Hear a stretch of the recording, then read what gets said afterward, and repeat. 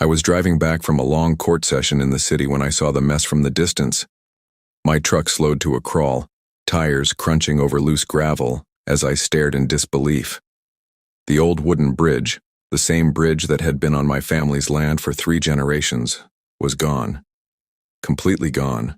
All that remained were splintered planks scattered across the banks of the narrow river, some half submerged, some already drifting downstream. I jumped out of the truck and ran forward, boots sliding in the dirt. The bridge wasn't just a pathway, it was a symbol. It was built by my grandfather, repaired by my father, and restored under my watch. Even more important, it was registered as a historical structure and marked protected under federal preservation laws. And now it was gone. A bright orange sign flapped in the wind nearby. On it, the HOA's logo, Lakeside Ridge Association, was plastered boldly, with a smug note underneath. Unauthorized structure removed for community safety. LRA Compliance Division. My hands shook as I pulled out my phone. I took pictures from every angle, documented the damage, and tried to keep calm. They didn't just mess with a bridge, they messed with a federal judge, and they had no idea. But I wasn't going to reveal my card yet. I had a plan. One that would make them wish they never touched that bridge. As I stood there, the river rushing behind me, a familiar voice called from behind. "Hey, Judge, you all right?" It was Martin, my ranch hand and longtime friend. He'd seen it too. "Who did this?" he asked, glancing at the mess. "Looks like a tornado hit it." "The HOA," I said coldly. Martin's eyes widened. "The same HOA that told you last month they had no interest in your land?" I nodded. "And now this. But they don't know who they're dealing with." I didn't mean that in a prideful way, I meant it literally. They didn't know. They thought I was just another rancher out here in the outskirts, someone with cattle and dirt under their fingernails, not someone who sat in a federal court in a black robe and had contacts in every corner of the justice system. But I wasn't going to pull rank yet. Not until it hurt. Earlier that week, I'd already sensed something was off. A few strangers had been walking the boundary of my land, some in polos and khakis, clipboards in hand. I thought maybe they were surveyors, maybe developers. But I'd brushed it off. Now, I knew better. Martin helped me gather the loose boards. We didn't talk much. The silence between us was heavy. The bridge was gone, and I couldn't even cross the creek to get to the other half of my property without it. Later that evening, I walked into the Lakeside Ridge HOA office. It was a polished building, far too shiny for a rural area like this. Glass doors, stone veneer, and a fountain in the front that always seemed to be broken. Inside, the receptionist gave me a bored look. "Can I help you?" "I'm here to speak to whoever authorized the removal of the bridge on my ranch," I said. She blinked slowly. "And you are?" "Judge Carter," I replied. Still no reaction. She tapped something on her screen. "You're not listed as a member of the HOA, sir." "I know. I never joined. And my land isn't part of this subdivision. That bridge wasn't on HOA property." She looked confused now, but before she could say anything, a tall, balding man stepped out from the back office. His name tag read, Ed Branson, HOA Vice President. "Is there a problem, sir?" Ed asked, stepping forward. I turned to him, cool as ever. "Yes, Ed. I'd like to know why your organization tore down a historic structure on federally registered private land." He gave a short laugh. "That rickety thing. It was a danger. We received complaints from homeowners about the appearance. Said it looked unsafe. Our compliance team took initiative." "Did you file a complaint with the county? With the state? With the Federal Preservation Office?" I asked. Ed shrugged. "Didn't think it was necessary. Thought we were doing the area a favor." "You weren't," I said flatly. "And you just made a massive legal mistake." He scoffed. "Look, if it's about some permit, I'm sure we can work it out. But frankly, judge or not, if you're in our community—" "I'm not," I cut him off. "My ranch sits outside your jurisdiction. Always has. Always will." The receptionist looked up, eyes wide now. She was beginning to understand, but Ed was too arrogant to notice. He smiled smugly and crossed his arms. Well, maybe it's time your property became part of the community. I stared at him. So that was it. This wasn't about the bridge. It was about power, expansion, control. They wanted to absorb my land into their HOA to boost their profile and increase fees. He thought this was a game, but I had an entire playbook they'd never read. That night I called my contact at the U.S. Department of the Interior. The bridge had been on the protected registry for over 20 years. There were records, inspections, reports, even a local article from the 90s about its heritage. They'd torn down a federally protected landmark without notice, without paperwork, and on land that didn't belong to them. That was a federal offense. The wheels were now in motion. But I still didn't show my hand to Ed or the HOA. The next day I parked my truck at the edge of the property, right where the bridge used to stand. I started putting up caution tape and signs that read, "Crime scene, federal property." Martin came up behind me, laughing under his breath. "You're serious about this?" "As a heart attack." We spent the rest of the day setting up trail cams, motion detectors, and signs, not to catch vandals, but to build evidence. Because I knew Ed wasn't done. And I was right. 2 days later, at around midnight, I was reviewing case files in my home office when I got a notification on my phone. One of the trail cams had triggered. Someone was on my land. I opened the app and watched in real time as 3 men in dark clothes tiptoed across the creek bed, flashlights low. They were looking at the new signs. One of them kicked one over. Another started taking pictures. They were gathering proof to claim the land was public or abandoned. I dialed Martin. "Get over here. We've got trespassers."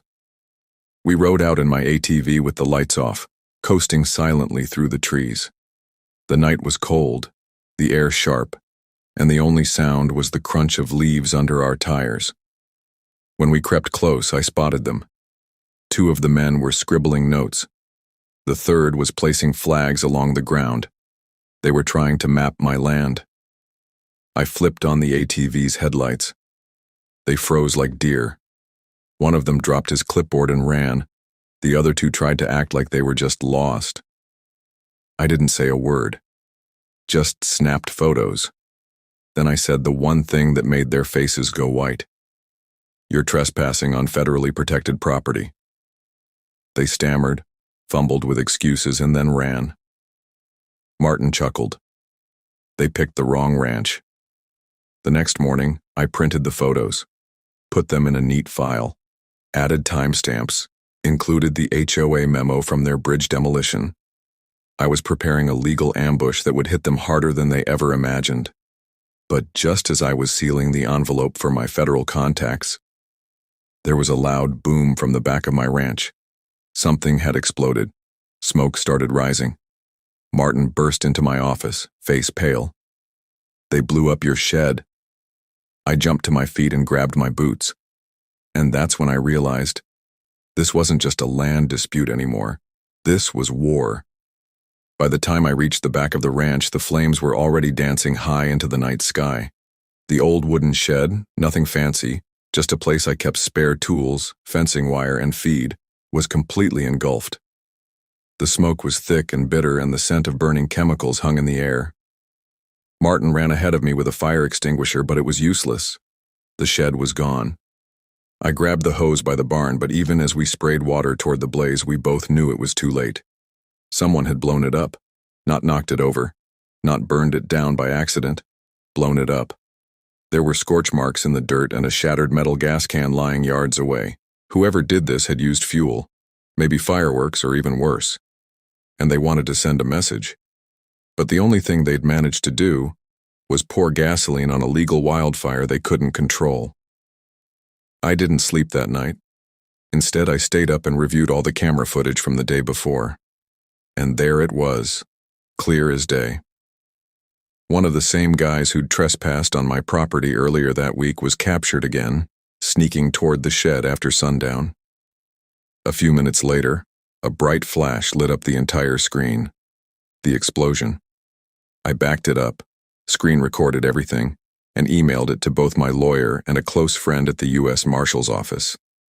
I knew better than to handle this alone, because now this was arson, on federal property. That was no longer just an HOA issue, it was a criminal investigation. The next morning I filed a full report with the sheriff's department. The deputy who came out, young guy named Rob, looked like he wasn't sure what to make of the whole thing, until I showed him my credentials. He blinked. "You're a federal judge?" I nodded. That shed wasn't just sitting on my land. It was sitting on the same parcel listed in the National Historical Registry, and they tore down the bridge to get to it. Rob scratched his head and radioed his supervisor. By noon, my ranch was crawling with state police. The bomb squad came out to confirm what I already knew. It had been intentional. I didn't need to say a word to the press. The story was writing itself. Still, I hadn't heard a word from the HOA. Not a phone call, not a letter, nothing. It was the calm before the storm. A few days passed. The ashes of the shed were still fresh, but I was rebuilding. With cameras installed at every angle of the ranch now, I wasn't taking any chances. Martin had gone into town for supplies when I got a knock at the door. It was a man in a dark gray suit, clipboard in hand. "Good morning. You must be Mr. Carter." I stepped onto the porch. "That's Judge Carter to you." He smiled, not fazed.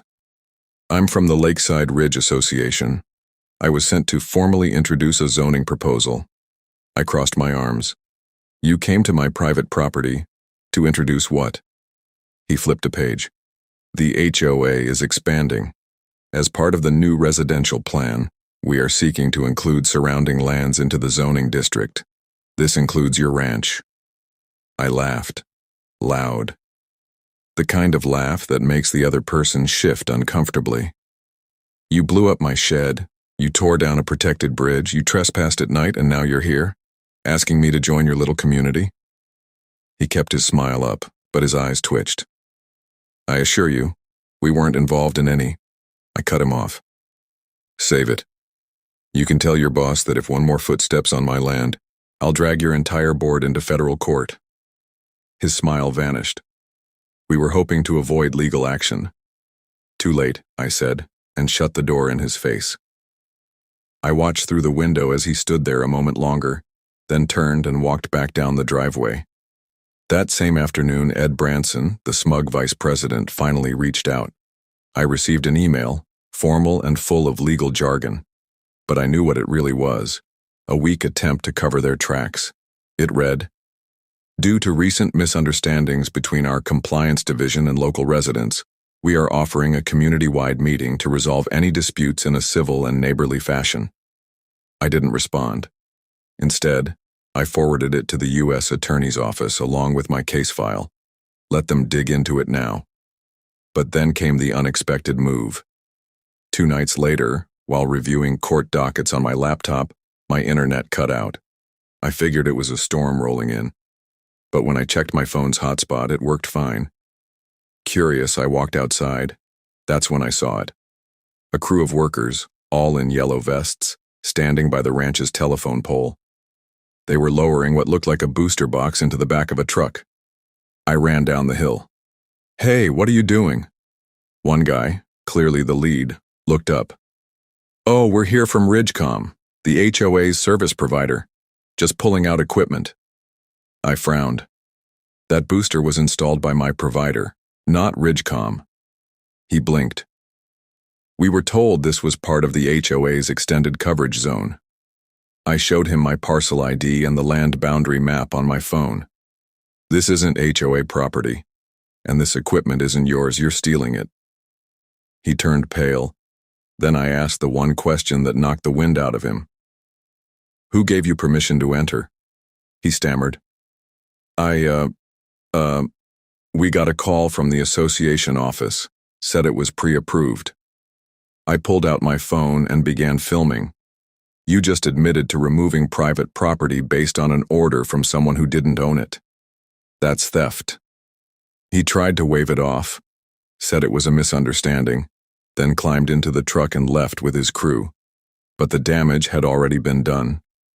They were trying to push me off my land, not just physically, but now digitally. They wanted control over every inch of the property, water, land, communication, and I wasn't about to let it happen. The next morning, I filed another complaint. This time, I attached the video, the witness statement, the HOA's false zoning proposal, the map of the property, the footage from the explosion, the photos of the trespassers. It was becoming a case study in HOA overreach. And yet, the very next day, Martin returned from town with a letter. "Judge, you better look at this." I opened the envelope. Inside was a folded notice, big red stamp across the top, notice of property foreclosure intent. The HOA had filed a lien on my land. They claimed back dues, violation fines, and late penalties, adding up to over $27,000. All of it was fake, all of it fabricated, and all of it illegal. But what made my stomach twist was the last line. If payment is not received within 30 days, HOA has right to initiate seizure of property as per community standards. They were trying to take my ranch, my family's home, the place my father built and my grandfather protected. That night, as the wind howled across the empty place where the bridge used to be, I sat on the porch, boots up on the railing, watching the stars, and I whispered under my breath, "You wanted a war? Fine." I stood up, walked inside, and opened the bottom drawer of my filing cabinet. I pulled out the envelope I had been saving for a moment like this. Inside was a sealed order, signed by me, but ready to be executed by someone else. An order for a federal injunction. I picked up my phone and called the one man who could make it happen. "Marshall Wilkins?" I said. "You still got that empty docket for property disputes?" "Yeah. Why?" I smiled. "Because I just found the case of the year." Marshall Wilkins didn't hesitate. "Send everything you've got," he said. "I'll open the file first thing in the morning." I emailed the full report. Every bit of it. The illegal bridge demolition, the arson, the trespassing, the attempted digital theft, and now the fabricated foreclosure notice. By the time the sun rose, my case was on the federal docket with an expedited order for injunction. It was official now. The HOA wasn't just being investigated for nuisance behavior. They were being investigated for a string of federal offenses. Still, I didn't go public. Let them keep digging their hole. Let them think they were winning. I wanted them blind when the hammer dropped. 3 days later, I got a call from a woman named Hannah Thomas, an investigator from the Department of Justice. "We've reviewed your file," she said, her voice firm but respectful. "I'll be personally taking the lead on this. Would you be available for a site inspection this week?" "I'll be here," I said. "And Judge," she added, "we've already opened a multi-agency task force on HOA overreach nationwide. Yours might just be the first case we bring to court." That same day, Martin and I walked the property together. The place felt different now, tense like it was holding its breath. "What are they going to do when they find out who you are?" Martin asked, running his hand along the new trail cam post. "I'm hoping it's already too late for them to do anything," I replied. Then I paused. There was a car parked just down the dirt road outside my gate. Inside was a folded notice. Big red stamp across the top. Notice of property foreclosure intent.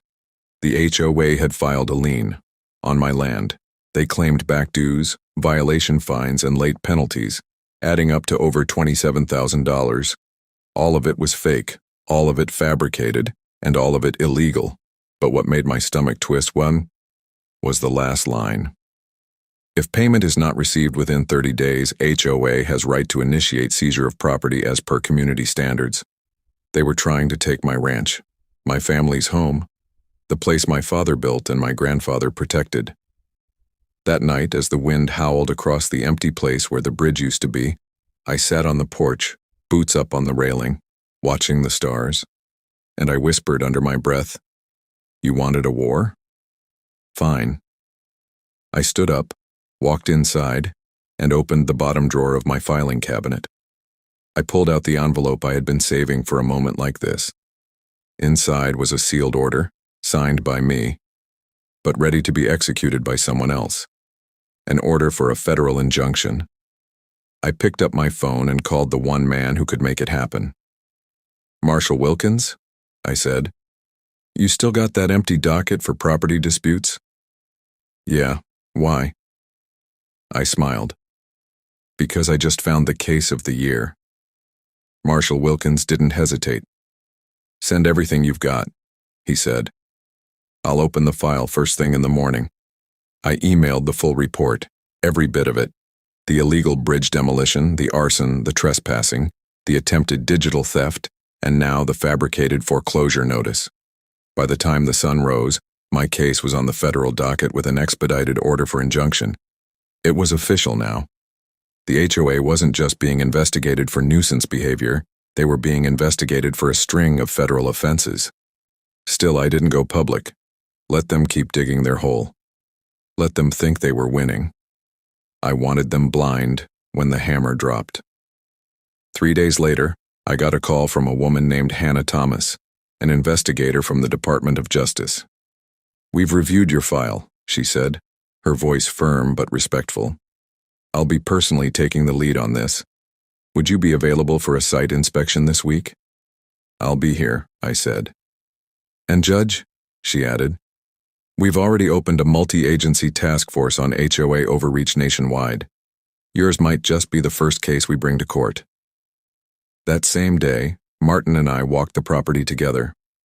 The place felt different now, tense, like it was holding its breath. "What are they going to do when they find out who you are?" Martin asked, running his hand along the new trail cam post. "I'm hoping it's already too late for them to do anything," I replied. Then I paused. There was a car parked just down the dirt road outside my gate, not moving. Just sitting there, engine idling. I narrowed my eyes. Martin noticed it too. "That the same white sedan we saw last week?" I nodded. Without a word, we got into my truck and drove slowly toward it. As we approached, the driver suddenly stepped on the gas and sped off in the opposite direction, tires kicking up clouds of dust. I memorized the license plate. This wasn't paranoia anymore. They were watching me. I called the sheriff's office, reported the plate, and within hours got a call back. "It's registered to Ridgecom," the deputy said. That was the HOA's partnered internet service, the same one that tried to remove my equipment without permission. They weren't just expanding, they were surveilling me. And for the first time since this all started, I felt something cold and ugly creeping in. They were scared. But scared people don't always act smart. Sometimes they act desperate. A few days later, I got a visit. Not from a marshal, not from law enforcement, but from an HOA board member I'd never seen before. Older man, heavy-set, graying at the temples. He didn't come in a Ridgecom truck. He didn't wear a suit. He came in an old pickup, alone. I met him at the gate. He didn't speak right away, just looked over my land, hands in his jacket pockets. "I tried to stop this," he said finally. "Too late," I replied. "I told Ed this wasn't right, that tearing down that bridge would wake a sleeping bear." I didn't say anything. "He didn't know," the man added, looking at me now. "Didn't know who you were." I crossed my arms. "And you think that makes it better?" "No," he said softly. "Just makes it stupider." He pulled a folded envelope from his pocket and handed it to me. He asked me to deliver this. I opened it. Inside was a check. $5,000, a settlement offer, handwritten on a piece of HOA stationery. I laughed. $5,000 for a bridge protected by federal law, the memory of 3 generations, a torched shed, and a fake foreclosure? He looked embarrassed. I told him it wouldn't work. "You were right." He nodded once, turned, and walked back to his truck without another word. The next morning, federal investigators arrived. 3 black SUVs pulled into my drive. Hannah Thomas stepped out first, her badge clipped to her belt. "Judge Carter," she greeted me, We're here to do a full walkthrough and gather physical evidence. For the next 6 hours, I gave them a tour of the land, starting at the destroyed bridge site, the charred remains of the shed, the boundary markers, the telecom box, and the signs the HOA had knocked over. They photographed, measured, and logged everything. When we reached the far end of the property, Hannah knelt beside one of the removed telecom poles and pointed at the base. "Looks like they didn't just unplug the equipment," she said. "They drilled into the ground. That's tampering with private infrastructure." She looked up at me. "They're done." I didn't smile. I just nodded, because I knew what was coming next. But then, like clockwork, the HOA made their biggest mistake yet. That evening, as I walked out to the barn to lock up, I noticed my cattle weren't where they usually were. I looked out across the pasture, and my heart stopped. The back gate of the north pasture was open, wide open. That gate led straight to the old gravel road that wound toward the forest and highway. Martin came running. "They're gone! The herd's out!" We jumped into the truck and drove for miles, lights sweeping across the trees and pastures, trying to track them down. We found them, thankfully, most of them anyway, milling near the edge of the woods, confused and restless. We rounded them up slowly, taking nearly 2 hours to bring them back. And when we returned to the gate, I saw it. The chain had been cut. Someone had intentionally released my cattle. It wasn't just property damage now. They were threatening lives, mine, Martin's, the animals. This was no longer HOA foolishness. This was personal. I filed another report. I called Hannah, and I placed a federal alert for property sabotage. But deep down, I knew they wouldn't stop until they were stopped. I stood in the middle of the ranch that night, looking out over the dark horizon, the air still buzzing with heat from the day. And I made the final decision. No more defense, no more waiting. It was time to take this fight to them. Court, cameras, and everything in between. They tried to bury me in paperwork and liens. But they forgot I was the one who wrote the rules. And the gavel was about to drop.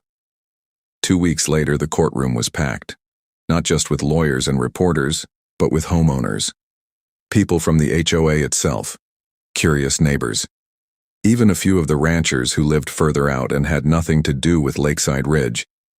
Word had spread like wildfire that the federal judge from out past the creek was suing an HOA, and not just for a broken rule or petty fine, but for arson, trespassing, illegal demolition of a protected structure, and attempted seizure of land through fraudulent liens.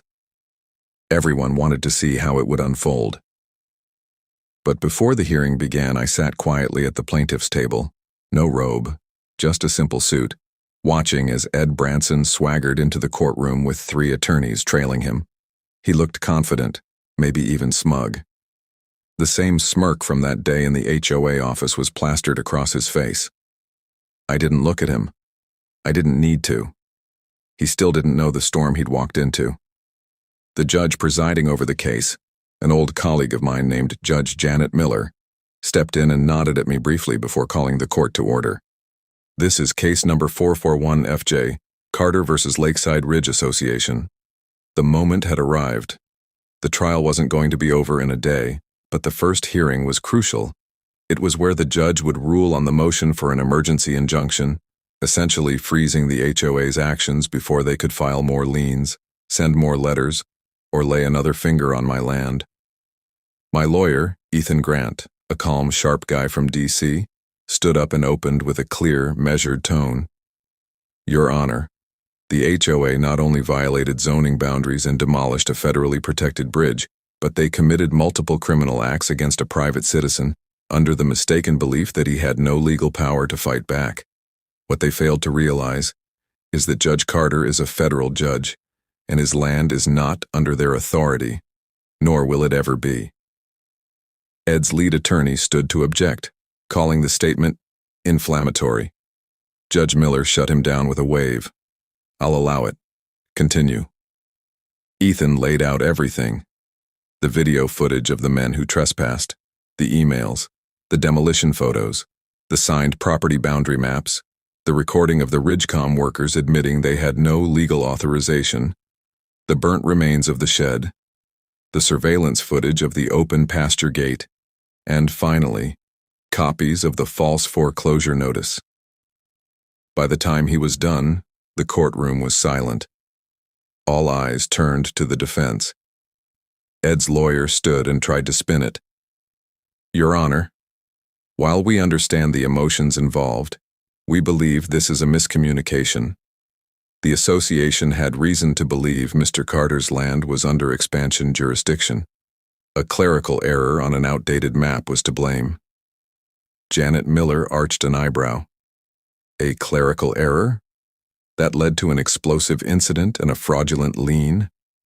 There was no good answer to that. The defense stumbled through another 10 minutes before the judge raised her hand. I've heard enough for today, she said firmly. Based on evidence provided, this court grants an immediate injunction against the Lakeside Ridge HOA, effective immediately. You are to cease all actions involving Mr. Carter's property, including financial claims, digital access, and physical trespass. Any further contact will be considered a direct violation of federal order. Ed's smirk cracked. Reporters scrambled to get quotes. Homeowners murmured. But I just stood up, nodded at the judge, and walked out quietly. That was just the beginning. By the next day, my story hit the news. HOA faces federal lawsuit from judge over destroyed bridge, fraud arson. People from all over the country started sharing their own HOA horror stories. Homeowners emailed me, veterans, elderly widows, single parents.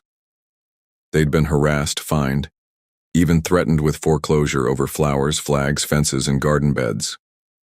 My lawsuit became the rallying point. But while the country watched, the HOA fought back in silence. 2 nights later, Martin and I were repairing a busted gate hinge near the northern boundary when we heard tires rolling slow over gravel. A black SUV came into view, no plates. It didn't belong to law enforcement. It stopped just outside the fence line. Martin reached for the rifle in the tool rack. I held out a hand. Not yet. The driver's window rolled down, and a man leaned out, maybe mid-40s, clean-shaven, well-dressed, but with a stare that didn't match his polished look. You're making a lot of noise for someone who lives so quiet, he said. I stepped forward. Who are you? He smiled faintly. A friend of the association. Thought you might want to talk, off the record. Martin stood next to me now. You threatening the judge? The man chuckled.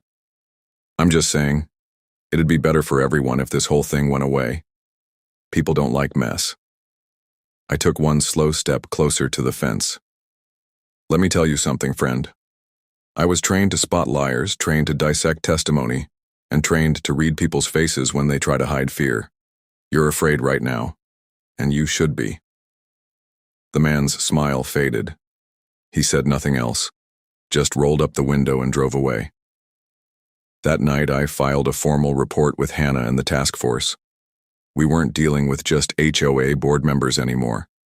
They had outside help, possibly private contractors, maybe even someone connected to a larger real estate development group. I knew there were vultures looking to turn land like mine into subdivisions, but they were going to have to get past me first, and that wasn't going to happen. The next morning, I hosted a press conference, not to grandstand, not to play politics, just to tell the truth. Standing in front of the scorched remains of the shed, I looked into the cameras and spoke calmly. This isn't just about my bridge or my land. This is about how unchecked power corrupts small systems meant to serve people. The HOA in my area destroyed history, broke laws, and committed crimes because they believed no one would stop them. They thought no one could. But someone could. And someone did. By the next day, HOA leadership started resigning. First, the treasurer, then the secretary, then 2 board members. All of them stepped down quietly. No statements, no emails, just gone. Only Ed Branson remained. And I knew why. Because Ed wasn't just the head of the HOA. He was also tied to a real estate company looking to develop the surrounding lands. The whole takeover of my property? It was part of a larger plan to turn this area into a modern, smart community. That's why they wanted my bridge gone. Why they tried to control my internet. Why they filed the lien. Why they cut the gate. It was all about the land. But Ed had pushed too far, too fast. And now his name was on a federal subpoena. Still, I didn't celebrate yet, because I hadn't gotten my bridge back. And without that bridge, the land didn't feel whole. So I made a decision. I called up a team of builders I'd worked with during a historic courthouse restoration years back. "We're gonna rebuild it," I said, exactly how it was. They agreed. But halfway through laying the foundation logs, we discovered something buried under the old bridge site. A rusted metal box, sealed shut, buried deep beneath where the support beam had stood. Inside, blueprints. From 1947, signed by my grandfather, with a note attached, "To my sons and grandsons, may this bridge always keep our family connected, no matter what storms try to tear it down." I stood there in silence. Martin put a hand on my shoulder, and for the first time in a long while, I let a tear fall. Not for the destruction, but for the legacy. Because no matter what they tore down, they could never destroy that. Construction began before sunrise every morning. The rebuilding of the bridge wasn't just a project, it became a mission. Word had spread across the county, and what started as a small crew quickly grew. Local ranchers brought tools. Retired carpenters offered to volunteer. Even a group of high school students from the town's shop class showed up one Saturday with their teacher, eager to be part of history. This wasn't just a bridge anymore. It had become a symbol. People from all over the area came to see it take shape. Some brought food, others just came to shake my hand and say, "Give 'em hell, Judge." They'd seen the headlines, they'd seen the corruption, and now they wanted justice. Not just for me, but for everyone who'd ever been bullied by a homeowners association with too much power and too little accountability. By week 2, the frame was up. We used the same style wood, same design as the original. Every plank, every nail was placed with care. We even carved my grandfather's note into a bronze plaque and set it at the center of the new handrail.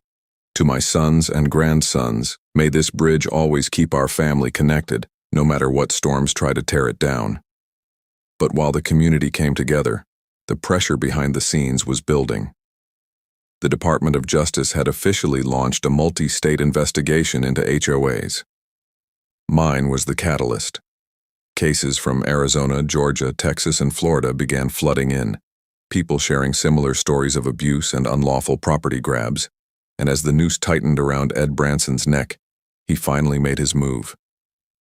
Late one night, I was in the barn repairing a broken gate when Martin burst in, out of breath.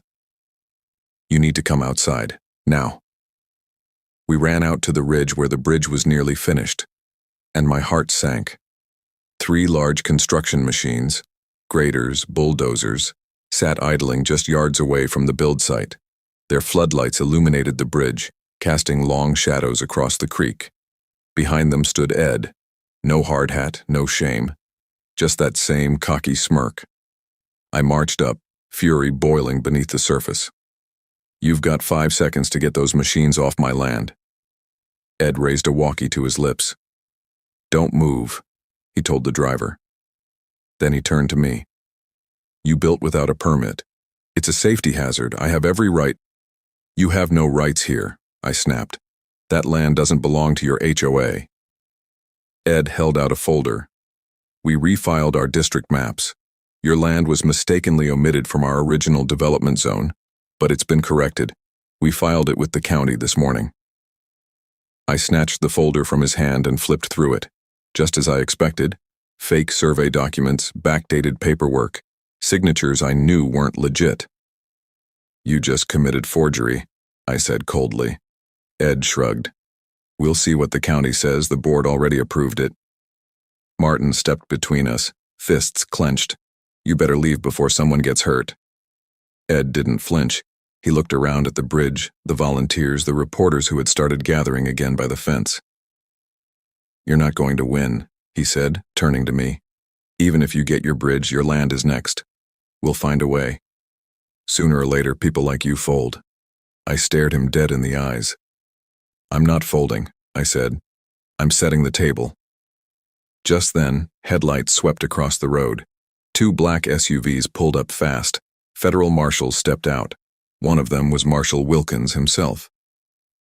"Mr. Branson," he said calmly, flashing his badge, "you're under arrest for trespassing on protected land and attempting to interfere with a federal investigation."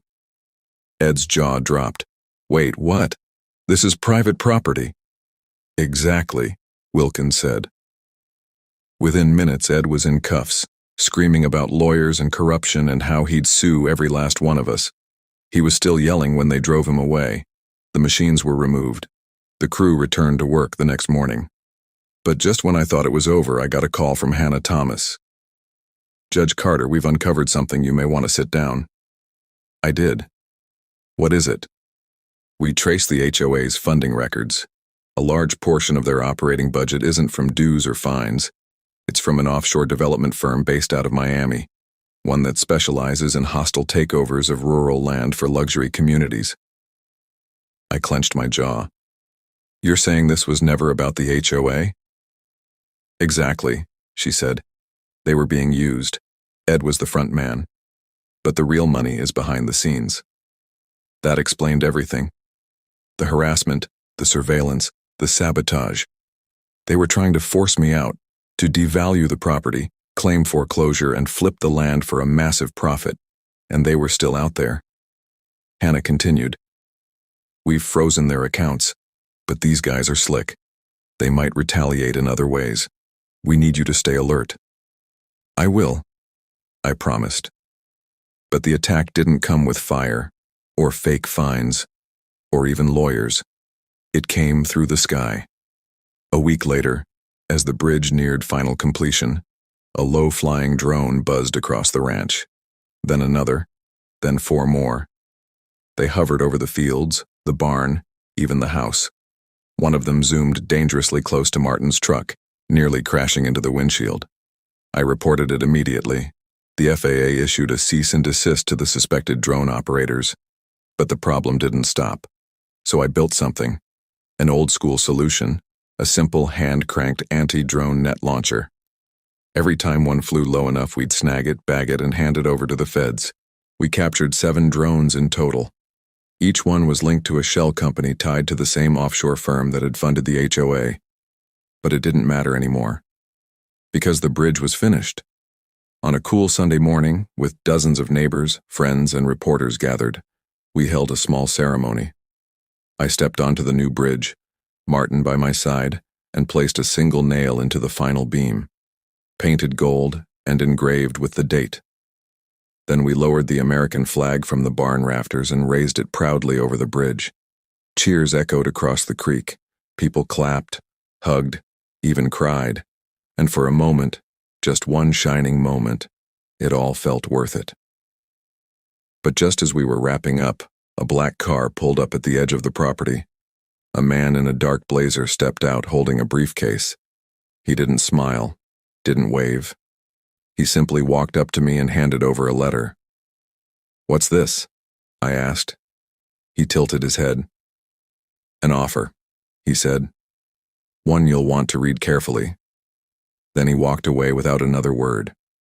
I unfolded the paper. At the top, the name of a major development company. Below it, a number.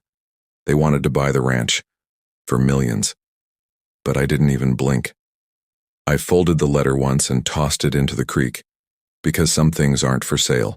Not bridges, not land, not legacy, and definitely not justice. The offer in that letter was more than just a number. It was bait. A test to see if I'd cash out and walk away after everything I'd fought to protect. They dangled millions in front of me like I was just another landowner who could be bought, as if burning down my shed, trespassing on my land, releasing my cattle, and destroying a historic bridge was just business. But I wasn't fighting for money. I was fighting for something they didn't understand. pride, history, justice. I didn't bother to respond to the offer. That creek had already swallowed the answer, and I made sure the federal task force received copies of everything: the drone interference, the offer letter, the name of the real estate development firm behind the HOA. Within days, federal subpoenas went out to multiple states. Investigations opened into shell companies, dummy corporations, and board members who had quietly stepped down. And while Ed Branson sat behind bars awaiting his arraignment, the deeper players, the ones who had tried to stay hidden, were being dragged into the light. That bridge, once a simple wooden pass across a shallow stream, had become a symbol of something far bigger than me. And now, the war was coming to an end. But not without one final strike. It came quietly. One morning, while feeding the cattle, I noticed a drone again. But this time it didn't hover or scan. It dropped something, a small black device with a blinking red light. Martin nearby saw it too. "Is that what I think it is?" he asked, already reaching for the radio. We moved cautiously toward it, and when we got close enough, I recognized what it was. Not a bomb, but a tracker. They were still trying to monitor us, still trying to get an edge, and that meant only one thing: someone on the inside was still leaking information. The federal team swept the area again.